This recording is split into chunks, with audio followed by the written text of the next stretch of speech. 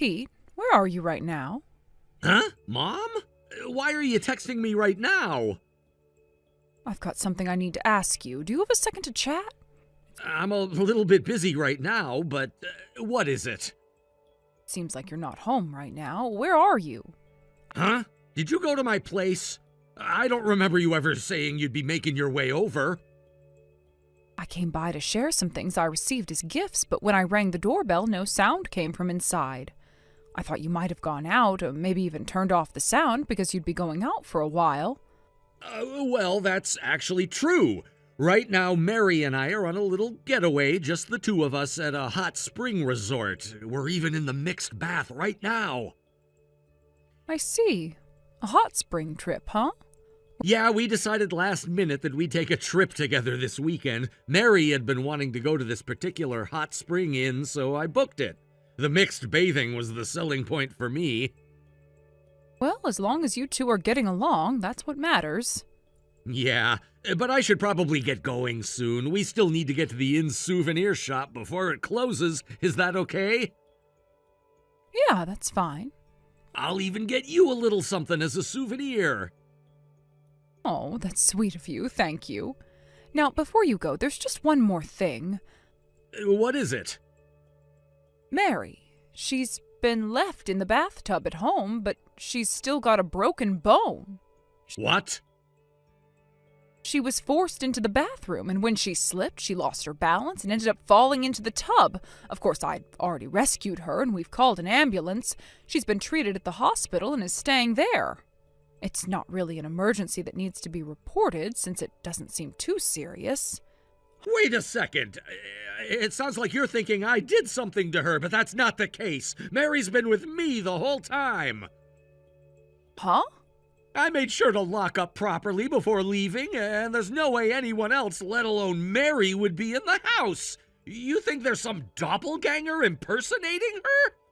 And why would she be stuck in the bathtub with a broken bone? What kind of crazy situation is that? Well, but I rang the doorbell and nobody answered. I heard a loud noise from inside, so I started to worry something had happened. I'm sorry, but I used the spare key I've been keeping, and I went inside.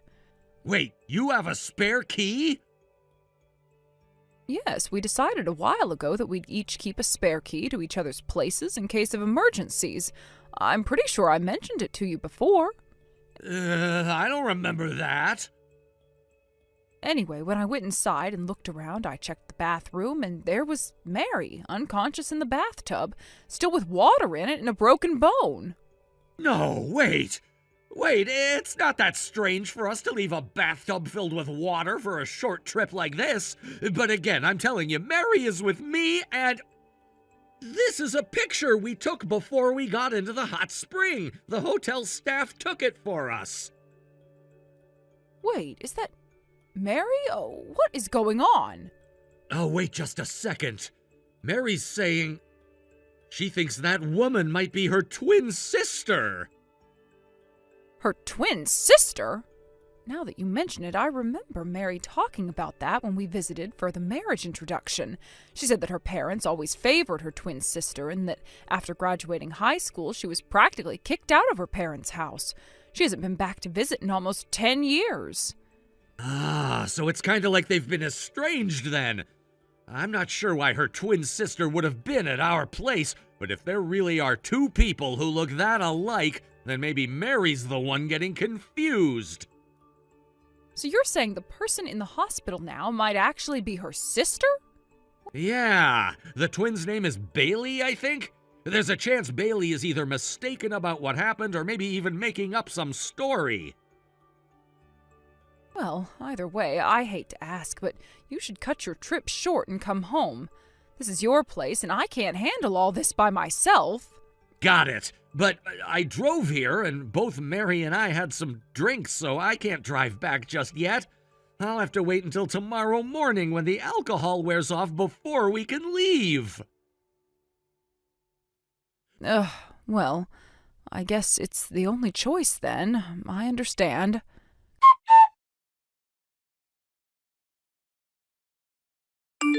Good morning, Mary. Can you use your smartphone? Yes, Laura. My aunt, who just arrived here, is going to help me input things for you, if that's okay. Oh, the one who cares about you the most out of all your relatives, right? Yes, that's her. Well, if that's the case, I don't mind at all. In fact, this is because of my foolish son, so it's good for someone who's helping you to know the situation. Then, if you don't mind, I'll take advantage of your kindness and proceed. First, thank you for preparing a temporary smartphone for me. As I mentioned yesterday, my own smartphone was taken away by Bailey. It's been a huge help. It's nothing. It's a prepaid phone, so it might be a bit inconvenient, but it's better than not having one at all. Yes, thank you very much. Now, please allow me to report the situation so far. Go ahead. First of all, as you suspected, my foolish son seems to have gone on a trip to the hot spring with Bailey. When I explained the situation here, he tried to cover it up by saying Mary was with me and it was Bailey who ended up in the hospital. I see, so that's what happened. He even sent me a picture of the two of them taken at the inn. But even if it was just by chance, knowing how to tell the two of you apart made it backfire on him. By sending that picture, he basically proved himself that it was Bailey who was with him on the trip. I never expected that casual conversation would actually be useful. It really was just by chance, but the way I taught you to tell the two of us apart, I never mentioned it to Kiyoshi. I never thought that the two of them would actually have a chance to cross paths, so that's what happened, huh? Anyway, I've been getting a flood of messages from Kiyoshi just now. I need to deal with those for a moment. Thank you for your help.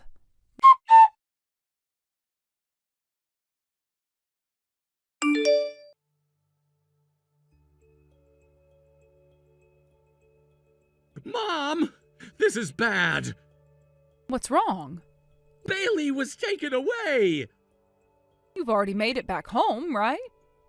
Yes. When I got home, I found a middle-aged couple waiting at the front door. They yelled at Bailey and slapped her, then just took her away. What's going on? Pete, don't you feel like what you're saying is a bit contradictory? Contradictory? Who was taken away by that couple waiting for you? Bailey! Who was it that went on the trip with you? Sorry, I got flustered and mixed up the names. Oh, I can't believe I made a mistake with my wife's name. I need to calm down and think straight. It was Mary who was taken away. Pete. Hey, what am I supposed to do? You need to realize that everything's already been figured out. Let me tell you something. I know how to tell Mary and Bailey apart. What? When you two had just gotten married, I happened to have the chance to learn it from Mary. She said it was something that Bailey herself probably didn't even realize. Not many people can tell the two apart using that method. She mentioned that. What's this method? I just tell them apart by their hairstyles and clothing preferences. When we were on the trip, I had Mary wear a wig to match her usual hairstyle so no one would catch on. You really think now is the right time to be telling me this? But still. I think by now you understand that the one rescued from the bathtub and hospitalized is Mary. Pete, it was Bailey who you took on the hot spring trip. No, the affair trip. Your relationship has been exposed, and the couple who took Bailey away were Mary and Bailey's parents. What? Those people are their parents? Why? Why are their parents suddenly involved? Recently, a company had been persistently offering us a deal, and when Mary realized that it was her father's company, she told me about it. Wait, seriously? At first, I didn't think it would be a reason to turn down the deal, but then the incident in the bathtub happened, and your affair with Bailey came to light. This is really bad, huh? So I suggested to Mary's father, even though this situation is personal, it's clear that it's a disadvantage for both of our companies. How about we settle it by having you two, who committed the infidelity, pay Mary a lump sum for the damages, and we agree to cut off all future business dealings between our companies. And what happened after that? The proper response will likely come soon. For now, the reply I received was, "We'll pick up Bailey right away." So they arranged to ambush you when you returned home. I see. I thought sending the photo of the two of us together during the trip would make it hard to tell us apart since we're twins. But instead, it ended up being the concrete proof that confirmed the affair. Pete, you're disowned. Huh?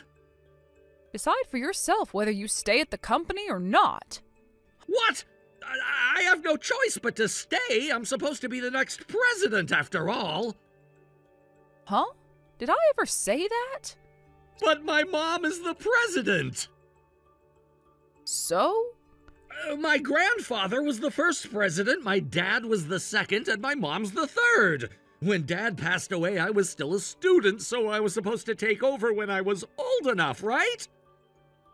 What are you talking about? We're arranging for the current executive director to take over as president next year. What? He's not even related to our family. I'm just choosing someone who's fit to be the leader of the company. It's strange to cling to a hereditary system when thinking about the future of the company. And also, Mary is moving forward with the divorce, so you should prepare for that. Are you serious?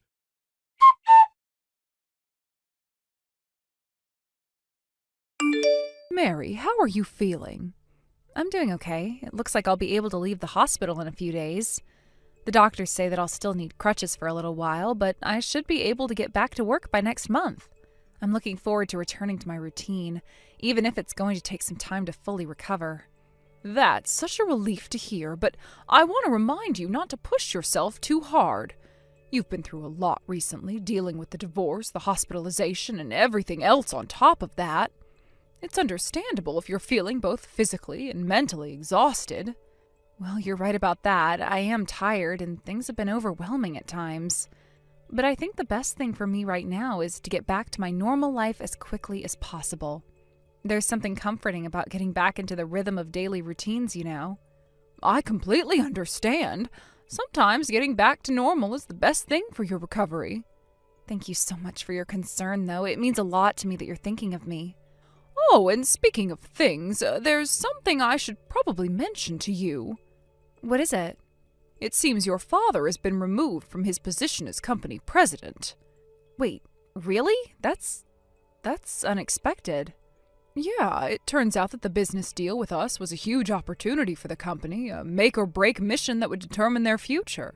However, when the president's daughter messed things up, the people in the company started demanding that he be held accountable. The situation ended with your father being removed from his role as president. It's a bit of a mess right now. Oh, I see. Well, that's quite the turn of events. Well, to be honest, I had rejected that deal multiple times, even before all the chaos started. But I can imagine that your father was shocked. Yeah, I can only imagine. It must have been a huge shock for him, especially considering how things unfolded. He probably never anticipated that the daughter he's estranged from would be married to the son of the very company president they were negotiating with. And to top it off, that his youngest daughter would try to steal his wife's husband. It must have been a lot for him to process. Well, about that, it seems like my sister and Pete met by sheer coincidence. But as they spent more time together, Pete eventually revealed that he was the son of the company president and that his wife was my twin sister. At some point, my sister realized who he was, and knowing what had been going on, decided to invite Pete to join her. The misunderstanding where Pete was thought to be the next president was simply an error in judgment on their part. It wasn't intentional. And that's not just Pete's fault either. Honestly, where did we go wrong with how he was raised? I feel like I've caused you nothing but trouble, and I'm sorry. It's all been a mess, and I regret it. No, you don't have to apologize. It's not your fault. My family has caused you trouble, and I want to apologize for that. I know it hasn't been easy on you either. You know what? Once you're out of the hospital, how about we go out for a meal together? It doesn't matter that we're no longer mother-in-law and daughter-in-law, but the relationship we've built in the company is still important. I really don't want things to be awkward or tense between us. You're someone I've come to rely on, and I don't want to let anything damage that. Thank you. That really makes me happy to hear. I'm relieved that you're still willing to work together despite everything. I've always appreciated your support, and I look forward to continuing our professional relationship. Of course, and I'm sure we'll both be able to keep our personal and professional lives separate without letting anything interfere. I've always trusted you, and I hope we can move forward without any more complications." "Yes, I agree. It's important for both of us to keep things civil and professional. I really appreciate that you're still willing to have this conversation despite everything that's happened." "Absolutely. Life can throw so many unexpected challenges at us, but it's how we handle them that matters in the end. I'm glad we're able to speak so honestly about everything, and I'm confident we'll both come out of this stronger." "I completely agree. I've learned a lot from this experience, and I know we both want what's best for the future. Let's continue to support each other moving forward." "I'm glad we see eye to eye on this." "Thank you for being understanding and willing to put everything behind us. I'm sure things will work out for the best." "You're welcome. Let's move forward with positivity and focus on the future. I'm looking forward to continuing our work together." "Likewise, thank you again for your understanding and for taking the time to speak with me. I really appreciate everything." "Of course, it's the least I can do. Let's keep working together and make sure that everything gets back on track."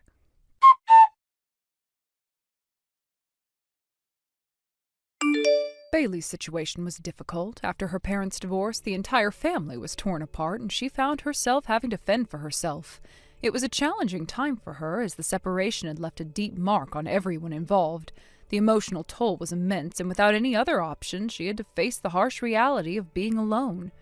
In order to survive, she had to look for ways to secure her living arrangements. The options available to her, however, were far from ideal.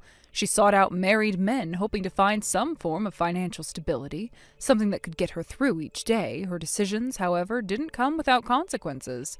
As it often happens in such situations, her actions led to yet another messy scandal, with accusations of misconduct and requests for compensation. It seemed as though each time she tried to secure a way of life, it only led to more problems and legal entanglements.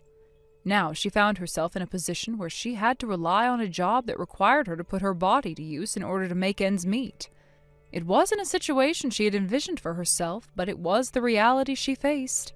Each day she had to make tough choices to ensure she could pay her bills and maintain a roof over her head. The cycle of seeking financial support from others only to face humiliation and new challenges was something she had become all too familiar with, yet, despite it all, Bailey kept pushing forward, finding a way to survive each day. Then there was my son, Pete. Unlike Bailey, Pete didn't have debts, but he wasn't in a much better position. While he was debt-free, he also lacked the savings necessary to provide for himself with any security. His life, therefore, was a constant struggle, living paycheck to paycheck. He found himself struggling to make ends meet every single day. It wasn't just about making ends meet. It was about living with the constant stress of not knowing if tomorrow would bring more hardship. He had no financial cushion to fall back on, no savings account to dip into when things got tight. In many ways, Pete's life was a reflection of the uncertainty that had plagued him. He had hoped for a better future, but without the necessary resources or stability, his dreams often felt just out of reach. One of the biggest challenges Pete faced was his lack of special skill or ability that would set him apart from the competition. He didn't have a unique talent or qualification that could guarantee him a good job, something that could elevate him above the rest. Instead, Pete found himself in a job market that was increasingly competitive, with fewer opportunities available for people without specific skills or experience. Despite his best efforts, he wasn't able to land a decent job. He aimed high, hoping to find something that would allow him to live a more comfortable life. But his expectations often exceeded what he was qualified for. His high hopes and ambition weren't enough to overcome the lack of practical experience or a clear career path. Each failed job application and each missed opportunity added to the frustration, making him feel more lost and disconnected from the success he had once envisioned. Now Pete's life had come down to day labor. It wasn't glamorous, and it certainly wasn't the dream he had for himself, but it was the reality he had to face. Every day he worked hard, barely making enough to survive. The hours were long, the work was physically demanding, and the pay was minimal. Yet it was the one thing that kept him afloat. With each passing day, he pushed himself to keep going, to find a way to keep surviving. The stress of living paycheck to paycheck was unrelenting. It seemed as though no matter how hard he worked, there was always something that drained him. Whether it was the rising cost of living, the uncertainty of his future, or the constant pressure to do more with less. The struggles of both Bailey and Pete were a reminder of how quickly life could spiral out of control. What seemed like a simple issue, whether it was a bad decision, a missed opportunity, or an inability to plan for the future, could quickly lead to a chain of events that altered the course of someone's life. For Bailey, it was a series of poor choices that left her in a precarious situation, relying on relationships with married men and eventually ending up in a job she never imagined. For Pete, it was the failure to develop marketable skills and the inability to find stable employment that left him living paycheck to paycheck, always struggling to stay afloat. The weight of their struggles was overwhelming, and it seemed as though there was no easy way out. While I dealt with my own difficulties, I watched my children struggle, each in their own way, and it left me feeling conflicted. On one hand, I understood the pressures they faced and sympathized with their struggles. On the other hand, I couldn't help but feel frustration, knowing that they were not doing enough to change their situations. The choices they made led them down difficult paths, and now they were facing the consequences. It was hard to watch, especially knowing that there was only so much I could do to help. Eventually, after a period of constant turmoil, things began to settle down. The family drama and the financial struggles seemed to have calmed, and there was a brief sense of peace.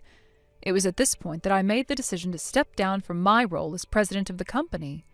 I had been in charge for so long, and the responsibility had taken a toll on me. It was time for me to let go, to allow someone else to take over the reins and steer the company in a new direction. I chose to pass on the position to the executive director, someone I trusted to guide the company into the future. With the leadership transition complete, my focus shifted. I decided to focus on expanding our operations internationally, particularly in China, where we had an opportunity to establish a new base. This was a critical time for the company, and I knew that it was important for us to establish a strong presence in the Chinese market. To help me with this, I brought on Mary, who had made a remarkable recovery from her previous issues, as my assistant. Mary was a loyal and capable individual, and I knew that she would be invaluable in helping me navigate this new venture. Together we headed to China, where we would face the challenges of establishing a new business presence in a foreign market. The road ahead was not easy, and there would be many obstacles to overcome, but it was an exciting time, a new beginning, a fresh start, and a chance to make a lasting impact. As I reflected on the journey that had brought me to this point, I couldn't help but feel a sense of anticipation for what was to come. I had faced my own struggles and had watched my children face theirs. But now it was time to focus on the future, on new opportunities, and on building something that would make a difference. In many ways, this new chapter felt like a chance for redemption. It was a chance to rebuild, to create something meaningful, and to find success in a new environment. With Mary by my side and a renewed sense of purpose, I was ready to take on the challenges ahead. I knew it wouldn't be easy, but I was determined to make it work. After everything that had happened, I was ready to embrace the new opportunities that lay before me, knowing that this was my chance to make a fresh start. Huh? Why are you two here? I don't remember sending you an invitation, did I? This is my brother's housewarming party, so of course my mother and I are here. We don't need an invitation. We have every right to attend, especially considering that we already spoke with him and everything about it. Oh, really? Well, just to remind you, this is also my house, okay? I really don't want uninvited guests just waltzing in here like they own the place. I mean, I was genuinely shocked when I saw you on the intercom screen. Regardless, my brother will welcome us warmly, so it's not really an issue, is it? There's nothing for you to worry about. Can we move past this now? What's with that tone of yours, acting all high and mighty like that? Let me tell you something. Even if Dan welcomes you with open arms, this house is not the kind of place for people like you, poor and unrefined. Excuse me? I'd like some clarification on what you mean by that. Just take a good look around. This house is what you'd call a mansion, right? It's not something you'll ever experience in your lifetime. Someone like you who spends all day doing manual labor wouldn't even dream of living in a place like this. Do you disagree? Whether this house is a mansion or not isn't the point. What matters is that this is my brother's home, so I have every reason to visit. I don't need to justify myself to you. Let me make something clear. Dan is an extraordinarily successful man. And then there's you. Compared to him, you're just a low-income, uneducated nobody. Honestly, with such a disparity between the two of you, it's as though the blood ties between you have been severed. What exactly are you trying to imply here? Are you saying something about our relationship as siblings? I'm saying that when there is a big gap between siblings, it's only natural that the connection fades. In fact, I'd say the difference between Dan and you is so vast, it's like the two of you aren't even related anymore. I don't think it's up to you to decide something like that. Blood ties don't just vanish because you feel like they should. Oh, come on, don't take it so seriously. I was obviously joking, okay? It's just that people like you, who live paycheck to paycheck, don't seem to understand humor. Right, if you're done with your so-called humor, I'd like to go inside and see my brother now. Could you please let us in? Oh, fine. If you insist on being here, I won't stop you. Go ahead and come in. I'll unlock the door for you. Thank you. I appreciate it.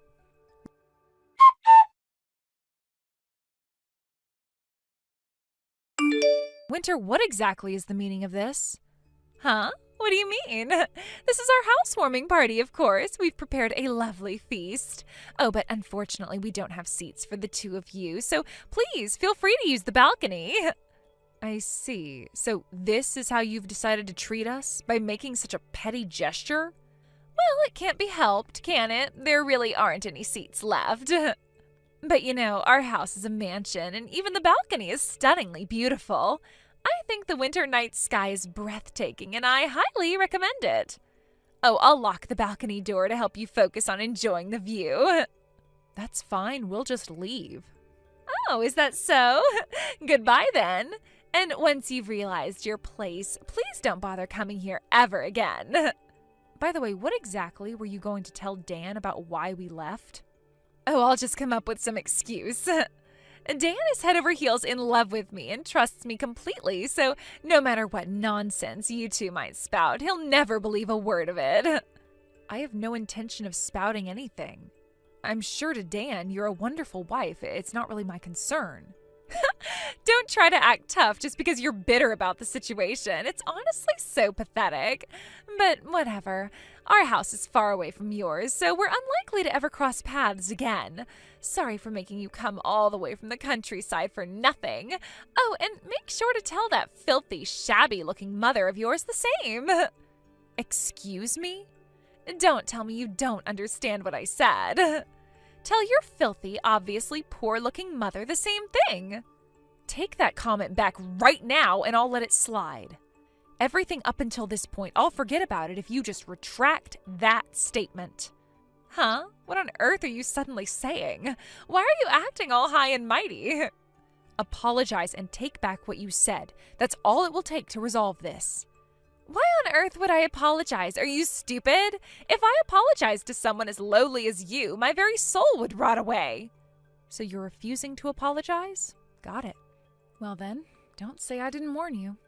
What could someone as lowly as you possibly do to someone like me? Someone who's clearly a winner in life.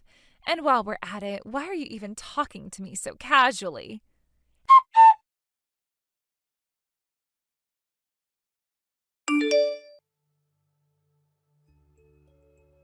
Hey, pick up the phone already. I have been calling you over and over again. Oh, sorry, I didn't hear it ringing. The noise around here is kind of loud right now. Wait, what? 300 calls? That's insane. No, this is way beyond insane. This is your doing, isn't it? What exactly are you talking about? Don't play dumb. I'm talking about you smashing the front of the house with heavy machinery. I can see it plain as day from the balcony. And what's worse, you're using your phone while operating that thing? Well, when you put it that way, I guess you're right. All right then, I'll stop answering your calls. Wait, no, hold on. Okay, fine. Just stop with the heavy machinery already. For the record, I'm sitting in the passenger seat right now. I'm not the one driving, so you can relax. Do you seriously think you can get away with something like this? This isn't some joke you can just laugh off. Oh, don't worry, I have no intention of treating this as a joke. What the?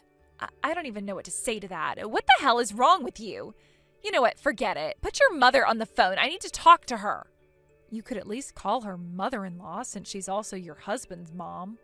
Why not just come here in person? You only have to step outside your house after all. Like I'd risk leaving the house when someone is outside smashing it up with heavy machinery. Who knows what you'd do next?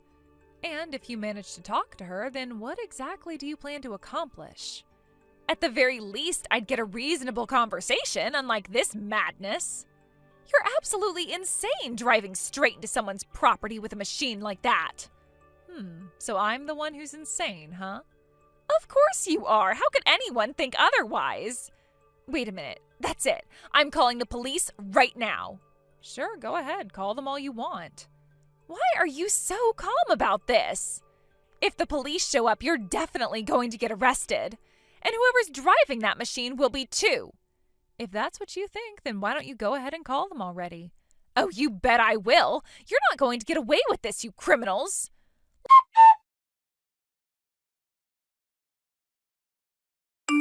Looks like the police have arrived.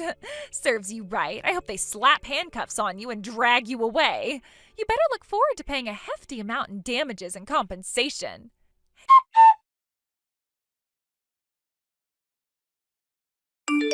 Hey, Mira, oh, it's rare for you to call me by name. What's going on? Well, after hearing so many things, I figured talking to you would be the best option. You're just doing whatever Dan and your mother tell you, right? It's clear that they control you, and it's not like you're doing anything outside of that. No, it was me who arranged for the heavy machinery, and it was me who said we should destroy the house.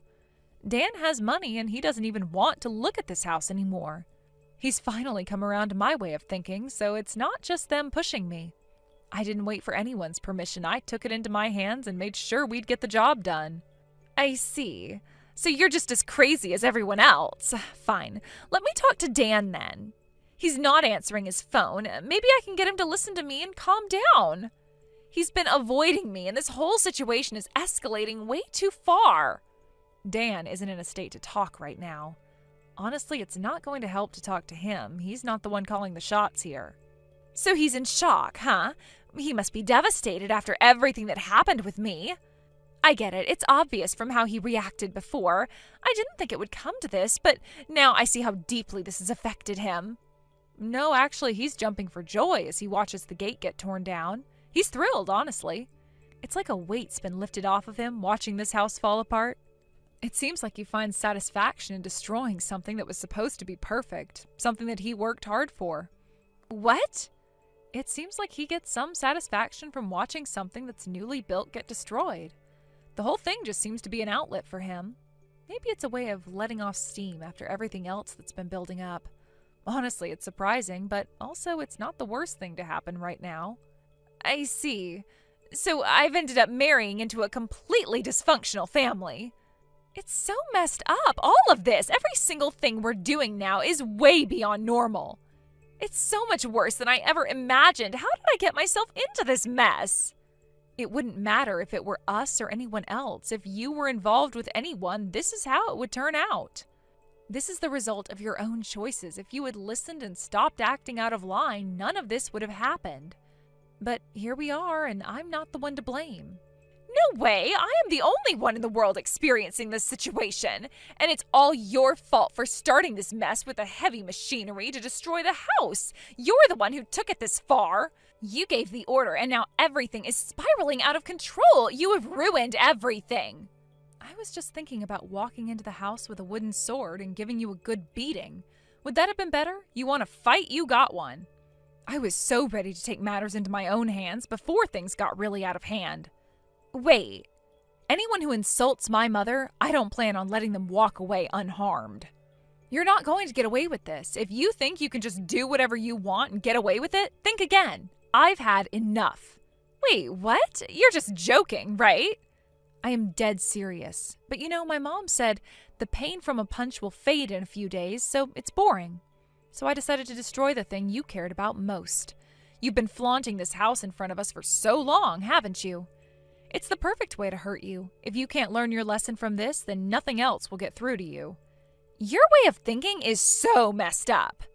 And on top of that, once you lose Dan's trust, you'll have nothing left. A little injury can heal with time, but the things you lose, no matter how much time passes, you can't get those back. You've already lost so much, and this is just the beginning of what's coming. Did I do something so terrible to deserve this kind of punishment? I just mocked you a little, didn't I? It's not that bad. I don't understand how things could have gotten this out of control. I was just having fun, and now look where it's gone. This is madness. Insulting my mother in front of me is a serious crime. My mom raised me on her own, and I respect and appreciate her more than anyone else. Dan feels the same way. He owes everything to her. It was her earnings that helped him make something of himself. She worked so hard for us. Just thinking about it makes me want to cry. It's not just about what she's done for me, but for all of us. She's the reason we're here today. I get that you guys care about your mom, but honestly, she's really something else. That's exactly why I love her. When I went off the rails, my mom didn't get angry at me. Instead, she gave me a wooden sword as a gift. With that sword as my trademark, I became the leader of the local girls in our area. But I guess that's not important. It sounds crazy, but that was my reality, and it's still something I carry with me to this day. So, about that wooden sword you had earlier. Yes, it's the one my mom gave me. By the way, I've never used it to hit anyone. I've always told myself I'll use it when I meet someone I can't forgive in life. If I come across someone who truly deserves it, I won't hesitate. I've been patient until now, but things are changing. You may just be the person who pushes me to that point. Does that mean I'm the one you're going to use it on? Where I'm from, nobody ever talked down to us. Dan's position kept me from doing anything until now, but I can't hold back anymore. You pushed me to this point, and now there is no going back. Wait, please forgive me. Please don't hit me. You don't deserve to have this sacred wooden sword swung at you. I don't want to commit any unnecessary sins either. I want to avoid violence, but you've left me with no other choice. If you don't listen to reason, this is where we end up. I'm thankful you won't hit me, but when I married Dan, I quit my job. I don't have any savings, so how am I supposed to live from now on? What do you expect me to do? I put everything on the line, and now I'm stuck. I don't know how I'm going to make it. How should I know? Why don't you try living the lowly life you've mocked for so long? Of course, someone like you probably can't handle it, though. You think you can just walk through life without consequences? This is the reality now. Deal with it. How much longer are you going to keep mocking me? Fine, I'll tell you. My dad is the president of a famous company. If I ask him, I can easily get rid of you. If your daughter is this much of a mess, then I guess your blood ties must be cut off automatically, huh? Don't you dare mock me. I'll never forgive you, Dan, or your mother. I'll make you regret trying to stand up to me, you lowlife. Oh, so that's how it's going to be. What? What did you do? What? What do you mean? Did you get locked out on the balcony? You know exactly what you did. You locked the door from behind, didn't you? Open it now. You're the one who said lowlifes should go to the balcony, right? Well, that's where you belong now, since you're about to become one.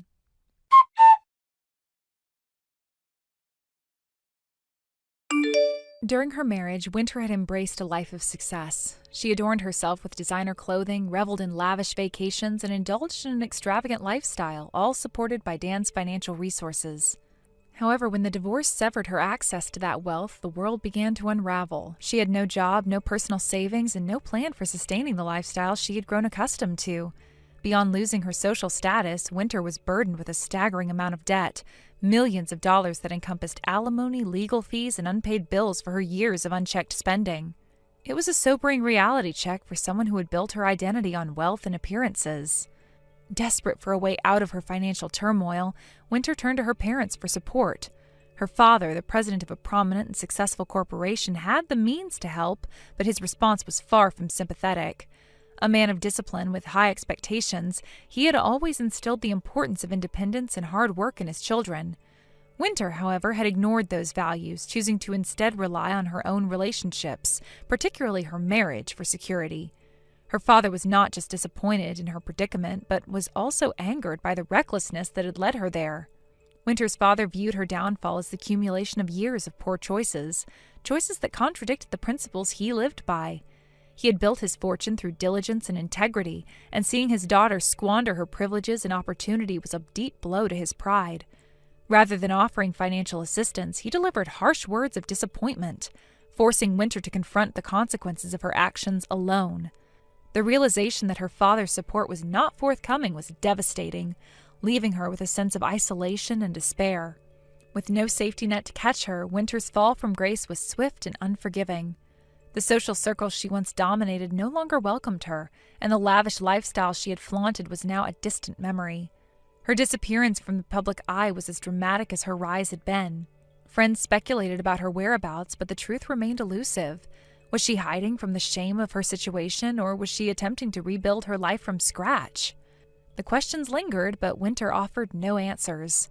Her journey downward prompted a deeper reflection on her choices and priorities. Once Winter had looked down on those who struggled financially, believing herself untouchable.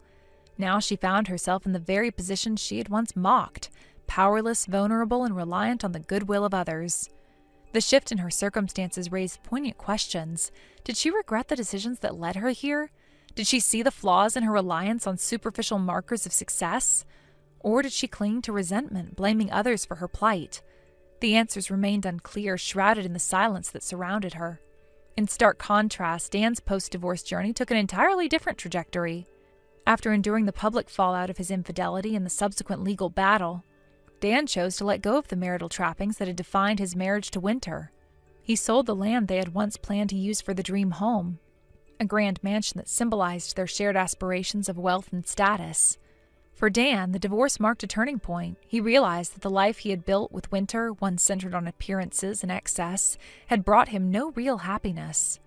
Dan downsized his life, moving into a modest apartment and adopting a simpler, more grounded approach to life. He abandoned the pursuit of marital wealth, focusing instead on his career and personal growth. Returning to his work as a doctor, he found renewed purpose in helping others. For Dan, the satisfaction of making a difference in his patients' lives far outweighed the fleeting pressure of luxury vacations or designer possessions. This shift in perspective allowed Dan to rebuild his life on his own terms. No longer driven by societal expectations or the need to impress others, he prioritized his well-being and professional fulfillment. While his new life lacked the glamour of his past, it offered a deeper sense of contentment and peace. Dan's journey stood as a stark contrast to Winter's struggles, highlighting the resilience and clarity that can emerge from adversity when one is willing to embrace change. I was thinking, What is it, Lauren? do you ever visit your in-laws? Because I can't recall a time that you were never around for festivities. Even for, Christmas or Thanksgiving. Well, no, we don't visit our parents. Why not? Don't they ever ask you? I guess my brother never explained to you our situation with my in-laws. Sorry, I should have asked him to fill you in. I didn't mean to keep you in the dark. So, do you have any issues with them or something? Is that why you're so distant? It was actually not my decision that we ended up this way. My husband made the final call. It's been over 3 years now since we last saw them. But basically, John wasn't getting along with his parents, and when things started to fall apart between them, his parents began to bully me. It became a huge stress for the two of us, so we ended up distancing ourselves from them, which was a very sad thing to do, but it was necessary for us to remain happy. Oh, I see. So is that why John took your last name? Yeah, it is. Things got so bad that he didn't want to carry his family name anymore. We never understood why they turned out the way they did, but we just couldn't deal with them anymore. And he didn't want them to come after him, so he decided to change names. Wow, I had no idea. But I'm so jealous. Huh? What do you mean? I mean, I wish I didn't have to deal with in-laws either. I wouldn't have to deal with old people anymore. It would make my life so much easier if I could just cut ties with mine. You should feel lucky that you don't have to worry about them. Okay. Don't you think it's the biggest downfall of being married? It was for me when I married your brother. I mean, you have your own folks to worry about, right? But on top of that, you have to worry about another set of demanding old people and keeping them pleased. I mean, I'm sure you have a rough time with yours at first too.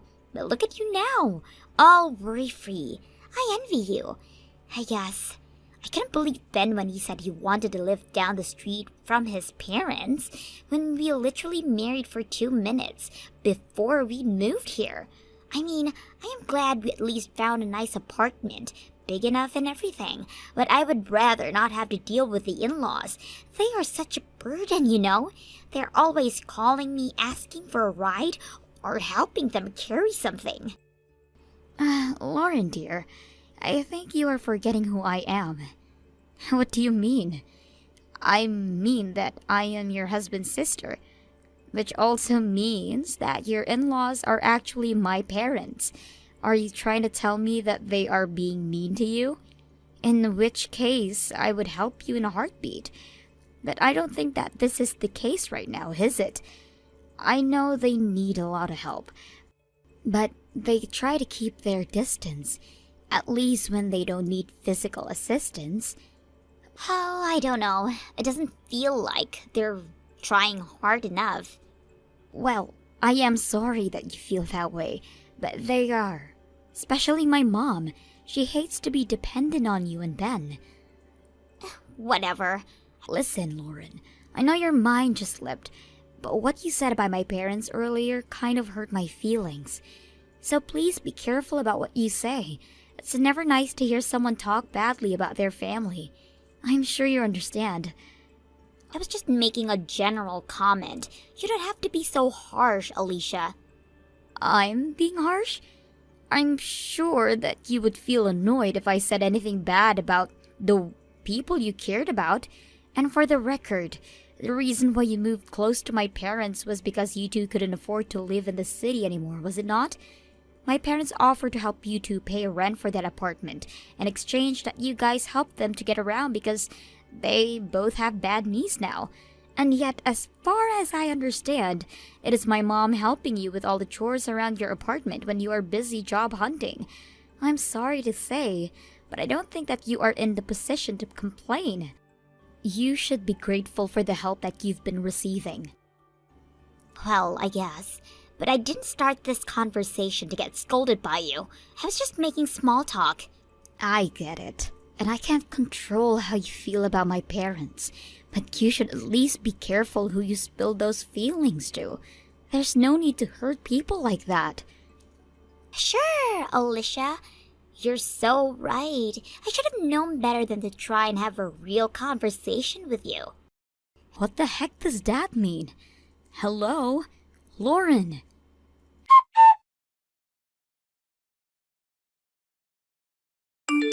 Do you have a minute, Alicia? Hey, Ben. Yeah, of course. Is everything okay? Unlike you to message me instead of just calling me. Yeah, I don't want anyone to hear me speaking to you. Oh dear. I sense something serious is going on. Kind of serious, yes? What's going on? Talk to me. Well, the thing is, and I know this is out of the blue, Lauren is claiming that Mom is being mean to her. Mean as in bullying her, apparently. What? She doesn't want to live close to them, so she wants to move out of town and go back to the city, but right now she feels that it's better that she looks for a job in this area instead of the city. So instead of us moving, she's asking that they move out of town so that she doesn't have to see her anymore. Whoa, hold your horses! She wants Mom and Dad to move from the town they've been living since we were born? I know, right? She just ambushed me with all this information. Ben, I'm sorry. I know that Lauren is your wife and you love her. But do you believe her? I mean, we are talking about her mother here. I know. I hate to not be able to believe in my wife, I really do. But I also don't think Mom is capable of being mean to anyone. I at least don't have evidence that she has been, so no, I can't just jump to a conclusion and believe everything Lauren says about Mom.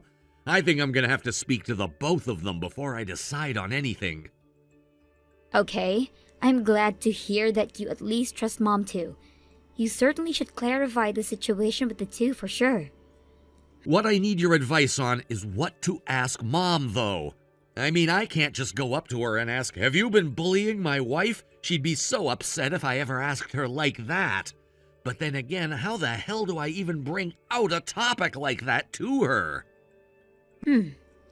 Besides, I'm super busy with this project that I've been assigned to. I've barely been home, and on top of that, I'm going on a business trip in 2 days to complete a training for my new position. I have so much on my mind right now, I don't know if I can deal with everything in the right manner. It feels like my head is about to explode. Okay, I understand. It's alright, dear. Don't stress yourself out too much. Do you have any time to swing by my house tonight or tomorrow?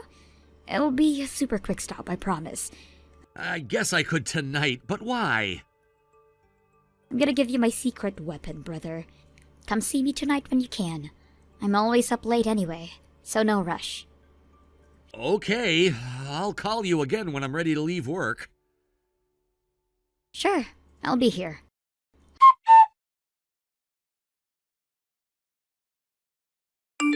Hey, Alicia, I got it all set up. We're good to go. How long do you think I should keep it running? I let it run about a month when I used it before, but it's up to you and the content, I guess. Okay, well, I want to be sure to catch as much information, so I won't remove it for at least a month. Is it okay if I keep it that long, though? Yeah, of course. That's why I gave it to you. I don't have any plans to use it anyway, thankfully. You can keep it if you want. Okay, thanks so much, Alicia. Anytime. I hope you get what you need. Have a safe trip, yeah? Yes, thanks. I'll message you when I get back.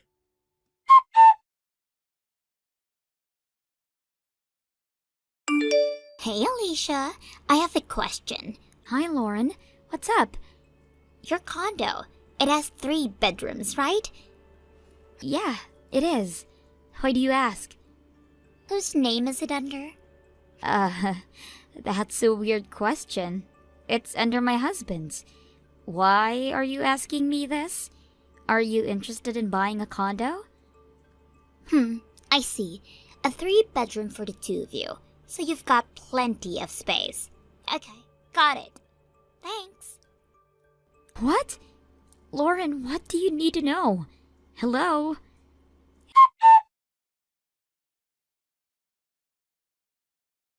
Hey, Alicia, I just got back from my training. Hey, how was your trip? Busy, but it was resourceful. About that thing we set up before my trip, I checked what I've got on it as soon as I got home, and, well, it looks like we never had to wait a whole month after all. Oh, really? Yeah. What are you doing tonight? I have plans to go out tonight, but I am free this whole weekend. Okay, then can I visit you tomorrow? With Mom? With Mom? Yeah, sure. And is it alright if she stays with you for a little while? Of course she can stay with us. But is everything okay? Thanks. Well, let's just say you'll be surprised to learn what I've found. Is it alright if we're at your condo around 10 a.m.? Sounds good. Okay, see you tomorrow then. Okay.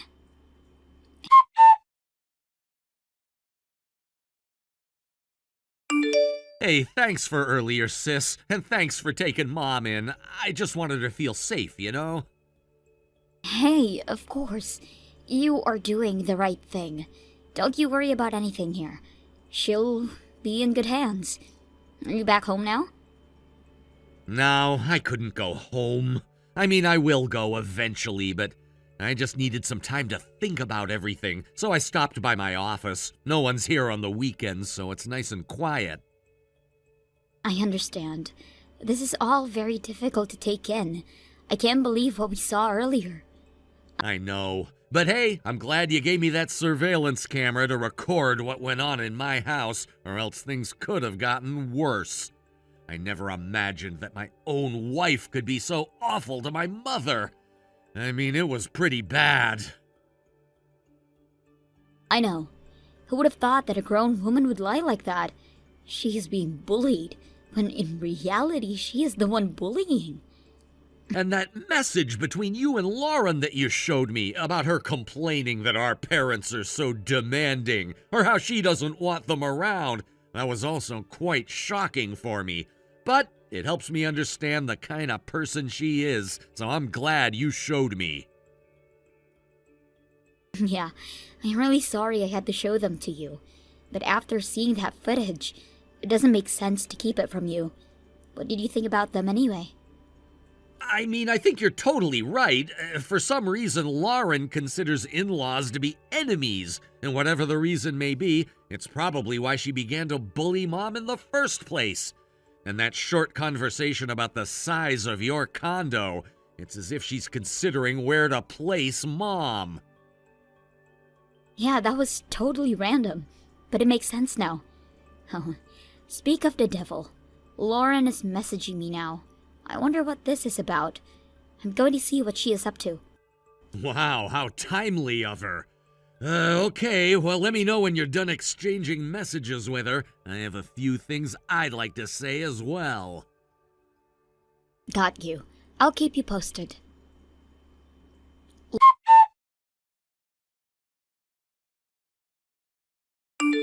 Hi, Alicia. Thank you so much for agreeing to take your mother-in-law. I am really glad she will be off my back for a little while. I'm sure Ben has told you by now. But I've been struggling with her for a while. I couldn't believe it at first, but she's been very mean to me, as if she didn't want me to be in the family anymore. I was so shocked when it all started. She was so nice to me when I first moved into town, but then for the past couple of months, she gradually began to bully me. At first, it was small things, like she would complain about the food I made for her, or she would make a huge mess in the room that I had just cleaned. But recently, it's been a lot worse. Like, I actually been bullied by her. Lauren, just to be clear, are you being honest about what you are saying right now? Of course. Why would I ever lie to you? I mean, think about it. Ben brought your mom to you to physically separate us so that she wouldn't do anything to me. Doesn't that prove that she is being harmful to me? All right. Well, I guess this is between you and me then. That was your last chance, to be honest. But you're no longer welcome in my house or in our family. Uh-huh. And the Hawaii trip we were planning on going in the spring? You're not joining us. What the hell? Why are you being mean to me as well? You know that Hawaii trip was the only thing that has kept me going amidst my stressful job hunting process. You can't just take that away from me. That's just too mean. You know what, Lauren? Nothing you can say can make me reconsider. Because I know you're making everything about my mother. You've been busted. Uh-huh. My brother didn't bring my mother to me to save you. He did it to save her from being bullied by you, the daughter-in-law. What? How can you accuse me for something like that? I have never bullied your mother. She's the one bullying me. You are the one making horrible stories. Crazy ones. How horrible of you. No, I'm not making anything up.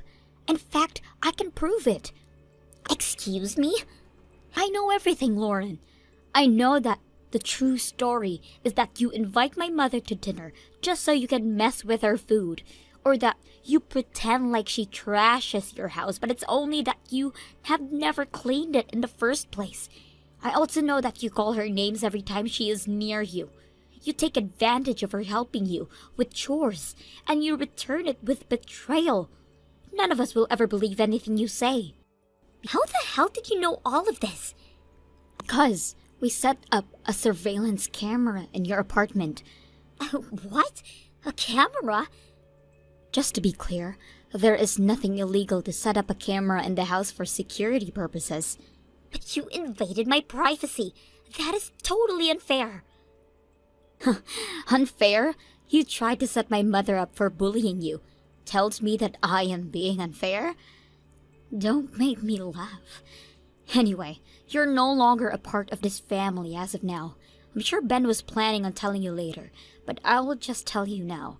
You can pack your stuff now and get ready to leave. You don't belong in that apartment.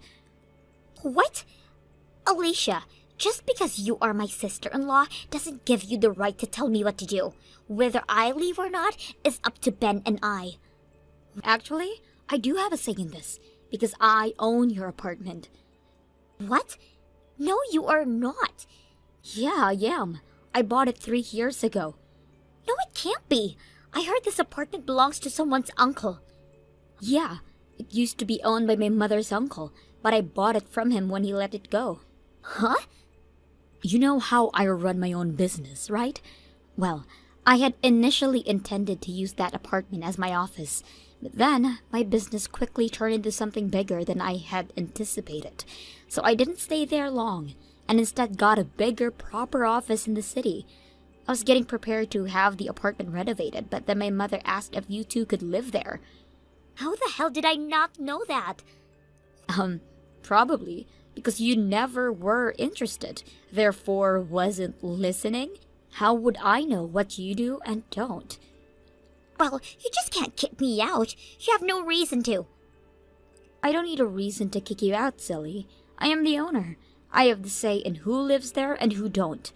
Besides, like I said, that apartment was supposed to get a renovation, so I am going to get everything nicely redone and rent it out for a higher price. You're getting this place redone? Well, that's great news. Listen, Alicia, I think we got off the wrong foot here. There's really no need for any hostility. Let's be friends again, like we've been before. No, none of that talk is necessary. And for the record, I never considered you as a friend with that nasty attitude of yours.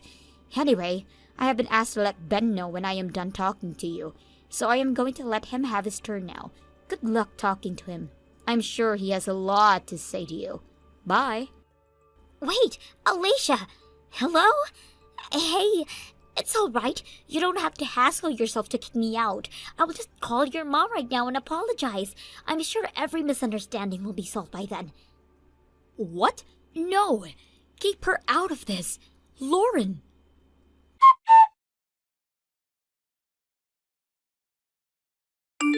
Ben, you need to stop Lauren right now. What's going on?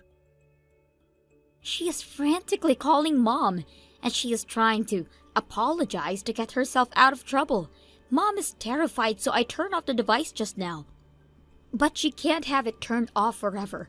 Can you stop her now? Please. Okay, I'm on it. I'm so sorry.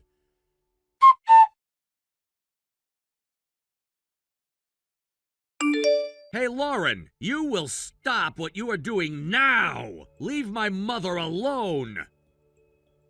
But Ben, you don't understand.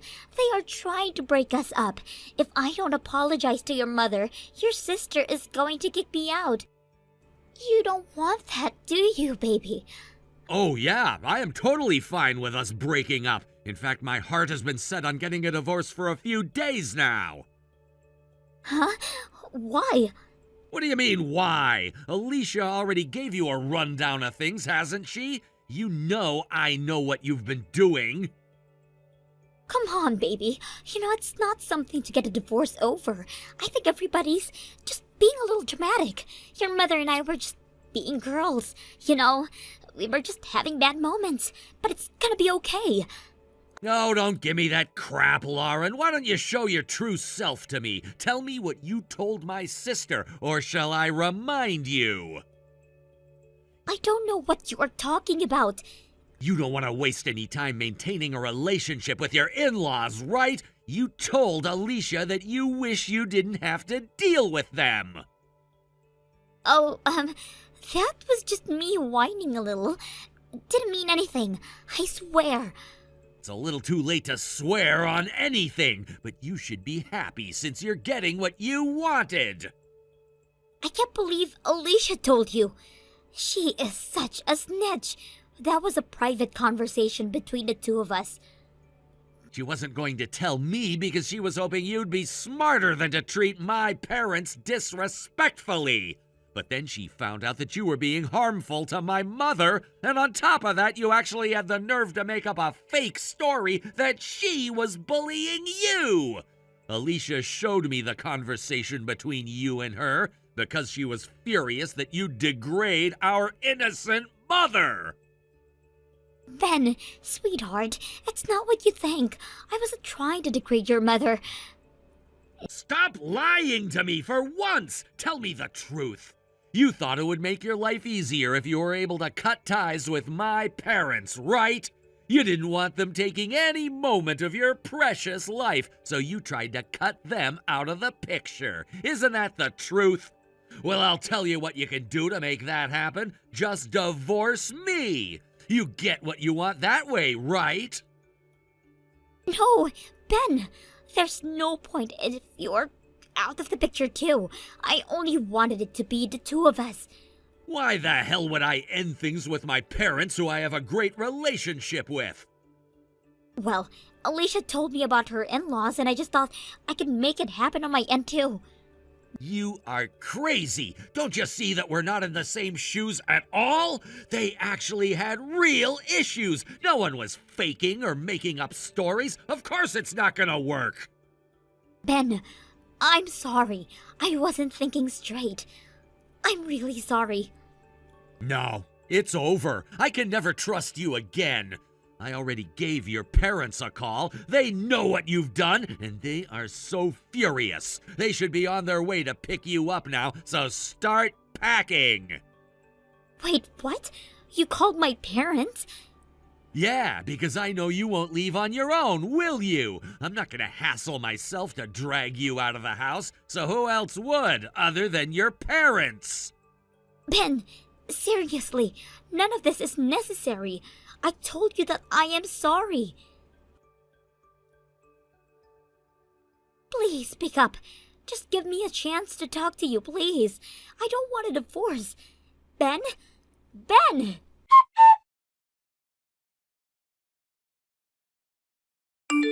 Lauren's parents arrived at her apartment soon after and dragged her out. Apparently, Lauren acted as if she was the victim and tried to get her parents to sympathize. But her father was already mad about what she had done. He coldly told her that she was an embarrassment to the family and quietly moved her and her belongings to a truck and drove away. Later on, my mother sued Lauren for emotional distress. She also asked for a compensation of her personal goods, which we later found out Lauren has been selling on the internet behind her back. To our surprise, Lauren was living off the money she made by stealing pieces from my mother's large antique collection for months. The money was spent on bags and shoes from luxury brands, and had blown up to more than $10,000. Lauren was able to pay for all the damages she caused, but had to give up every penny she had ever saved, leaving her completely broke. And without any help from her parents, she is now completely on her own. The last I heard, she is living a hard life, working a low-paying job and barely able to keep herself under a roof. Thank you for watching. Please subscribe and hit the like button. See you next time.